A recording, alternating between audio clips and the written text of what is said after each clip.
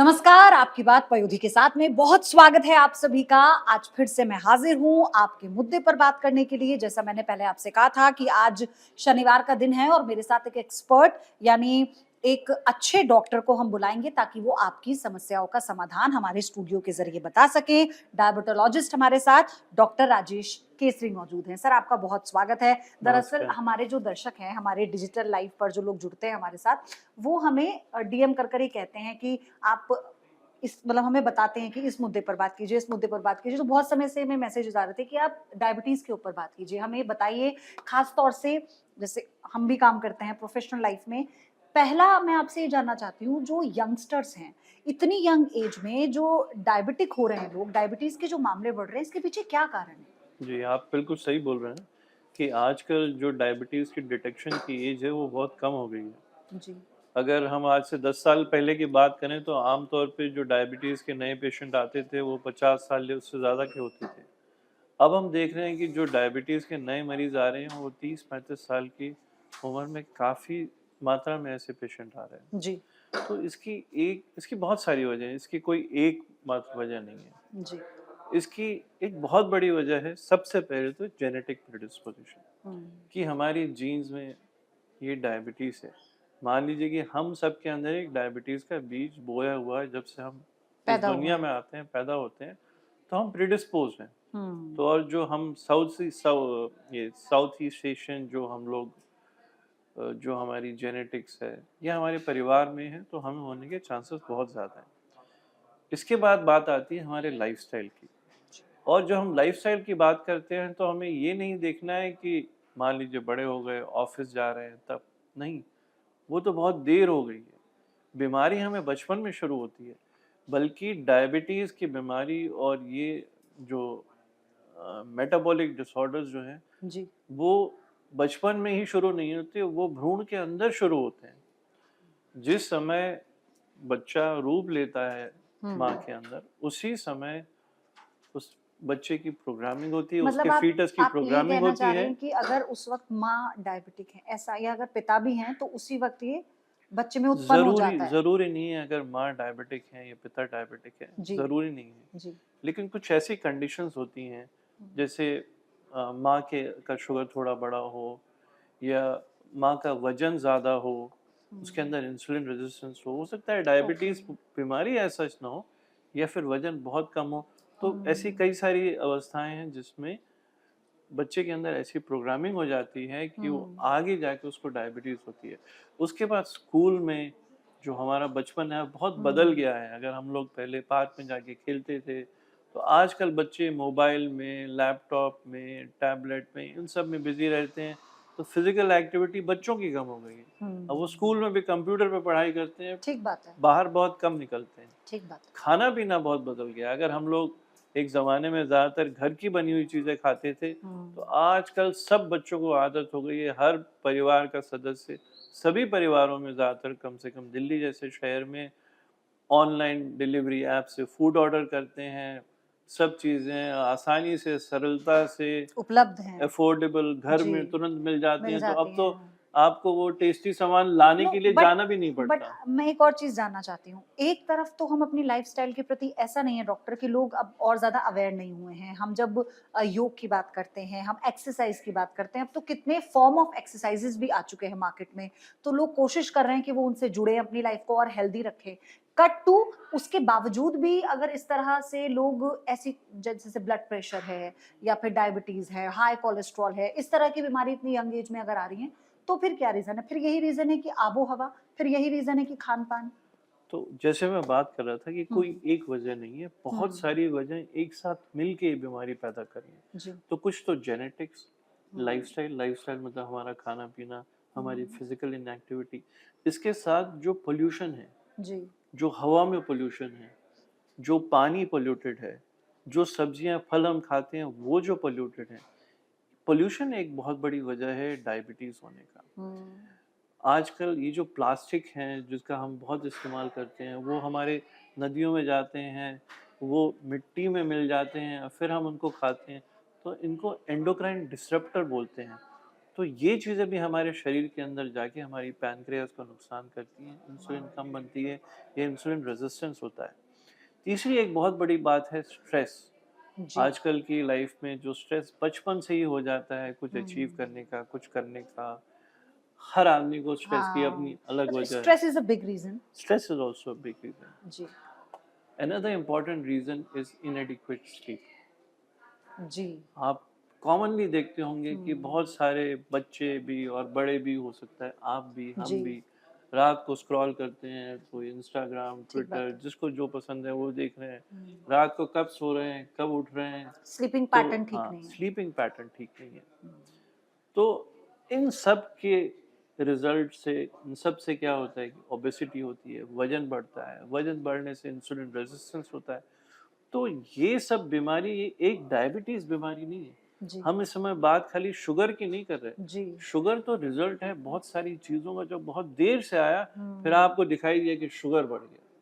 हम्म। Sugar बढ़ने से पहले शरीर के अंदर बहुत सारे बदलाव आ रहे हैं। उन बदलावों को हम कैसे महसूस करें डॉक्टर, कि हम उस लेवल तक ना पहुंच जाएं कि हमें कुछ समझ ना आए? हाँ, उन बदलावों को हम महसूस नहीं कर सकते, उनको नाप सकते हैं। कैसे? मतलब मैं चाहती हूँ महसूस और हम आप तभी बताएं। कर सकते हैं जब जी। उस बदलाव की वजह से हमारे शरीर में नुकसान हो जाए, जिससे हम्म। हमारी सांस फूले, क्योंकि हमारा वजन बहुत ज्यादा है। जी। तो वो तो नुकसान हो चुका है।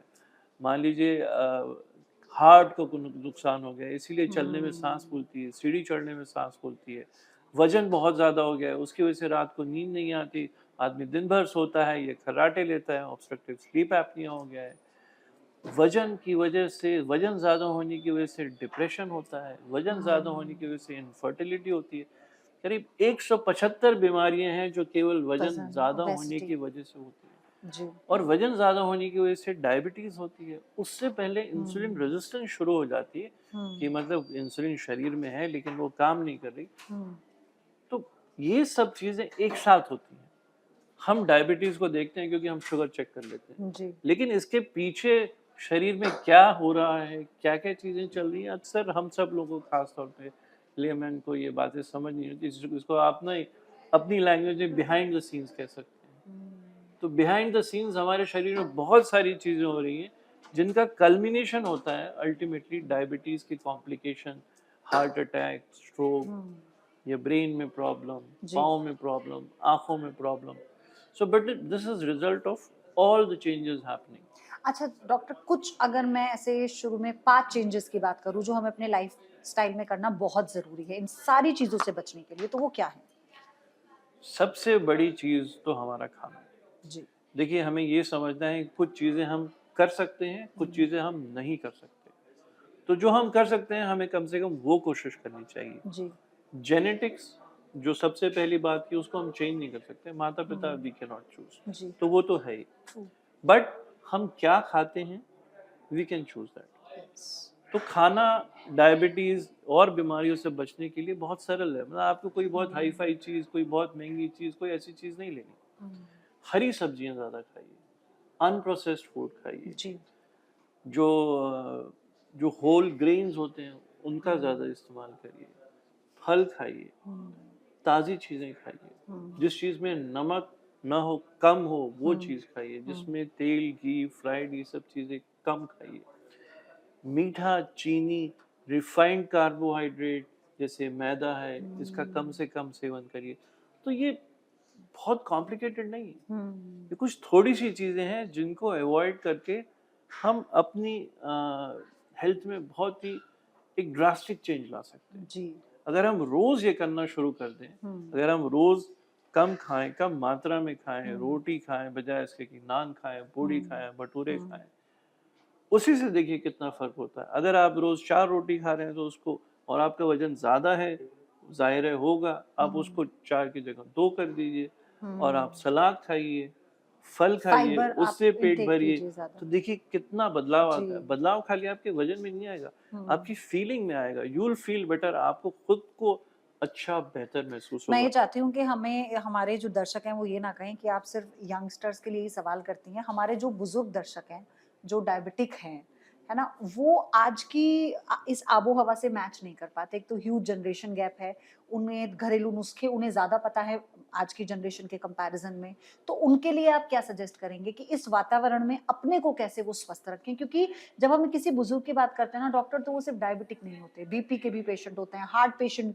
भी होते हैं उसके साथ साथ, है ना, कोलेस्ट्रॉल भी उनका बढ़ा रहता है और भी कई सारी बीमारियां, थायराइड बढ़ा रहता है, तो उन्हें वो कैसे डील करें इस जी। सिचुएशन को? तो जब हम बुजुर्गों की बात करते हैं तो वहाँ चीज़ें काफ़ी बदल जाती हैं। जैसे आपने खुद ही बताया, उनको ऑलरेडी डायबिटीज़ के साथ साथ बहुत सारी बीमारियां हैं। हाँ।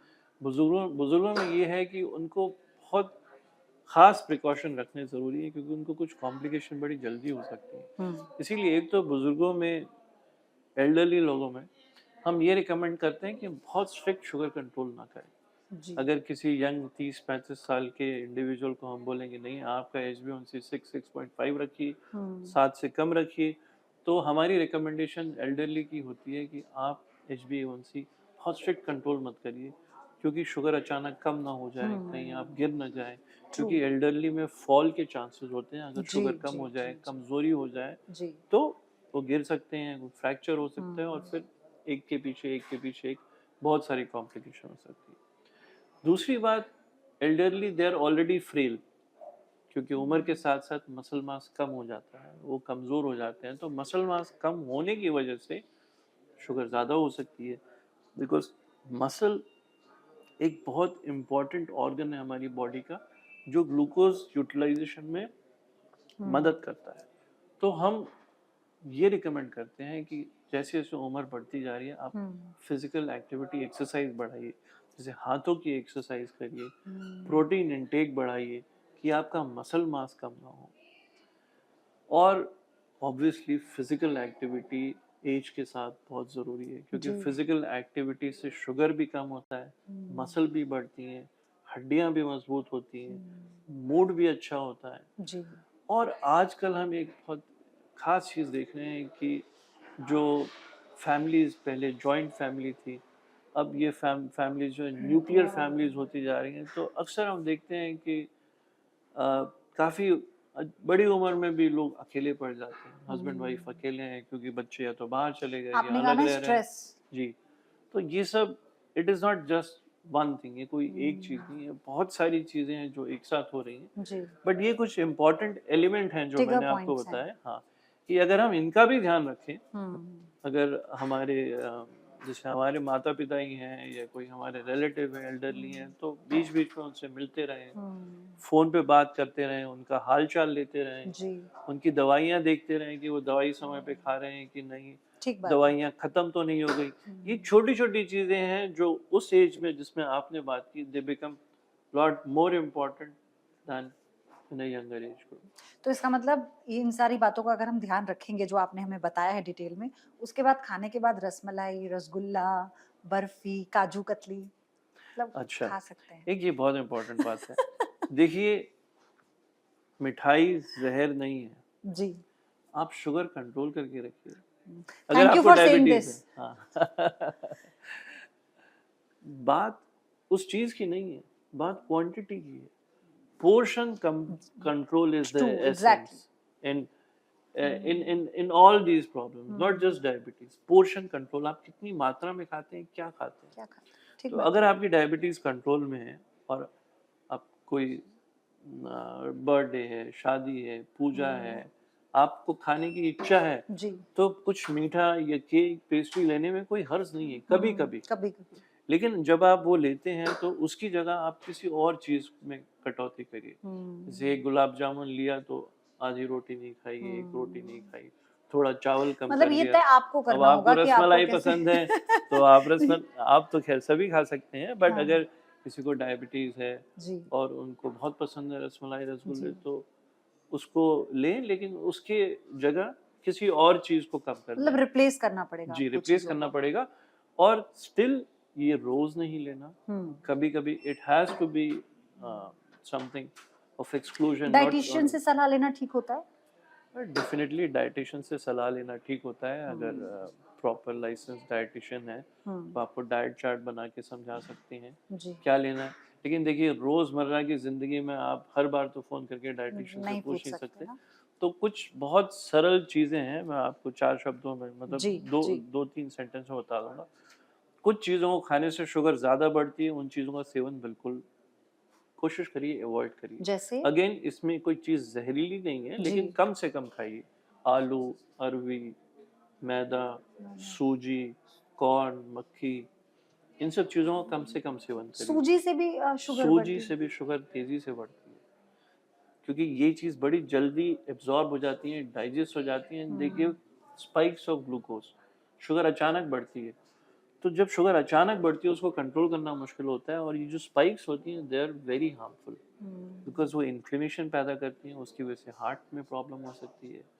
सो these have to be controlled. Okay इसीलिए ऐसी चीज़ें खानी चाहिए जिसमें फाइबर की मात्रा ज़्यादा हो, जी। तो उसमें अगर टोटल कार्बोहाइड्रेट और कैलोरी भी उतनी होगी तो हम्म, शुगर धीरे धीरे बढ़ेगा। जी अगर वो आप गेहूं की दलिया खाएंगे और उतना ही मैदा खाएंगे, तो हाँ मैदा खाएंगे तो शुगर ऐसे जाएगी और ऐसे आएगी।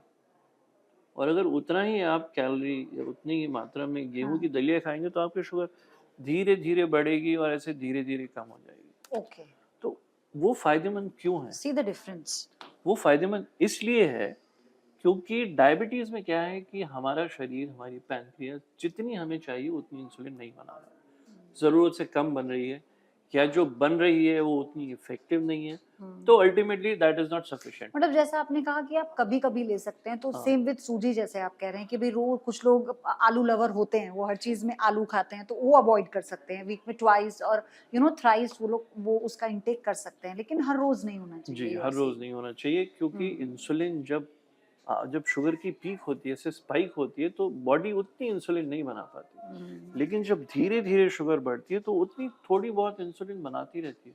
तो हो ठीक बात सकता है है आपने उतना ही खाना खा लिया लेकिन आपकी शुगर नहीं बढ़ी। हम्म तो ये फर्क होता है कि हम क्या खाते हैं, कितनी मात्रा में खाते हैं। तो मुझे पूरी उम्मीद है, यानी हमें पूरी उम्मीद है, जो हमारा ये छोटा सा सेशन हमने आपके लिए किया, आपको बहुत सारे अपने सवालों के जवाब मिले होंगे, और जैसे डॉक्टर ने पूरी डिटेल में बताया है, उससे ये तो समझ में आया होगा कि आपको अपनी लाइफस्टाइल में बदलाव करने की कितनी जरूरत है, और है तो क्या क्या बदलाव करने की जरूरत है। Thank you very much for joining us, और आप लोग अपना बहुत ख्याल रखिए। कल फिर से हाजिर होंगे आपके किसी एक मुद्दे के साथ। नमस्कार।